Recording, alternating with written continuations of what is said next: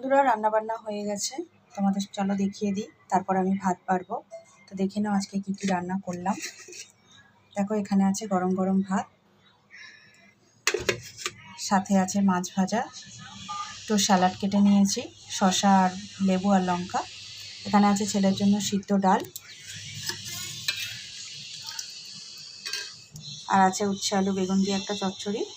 এটা খেতে আমার খুব ভালো লাগে, তোমাদেরও কি ভালো লাগে কমেন্ট করে জানিও। আর এখানে আছে মাছের মাথা, টমেটো দিয়ে আদা রসুন দিয়ে ঝাল করেছি। তো আজকে রান্নাবান্না কেমন লাগলো অবশ্যই কমেন্ট করে বলো। এবার আমরা খাওয়া দাওয়া করবো। আর এখানে ছেলের জন্য ডিম সেদ্ধ করে রেখেছি। তো আজকে রান্নাবান্না এতটুকুই, চলো আমরা খাওয়া দাওয়া করি, তোমরাও খেয়ে নাও।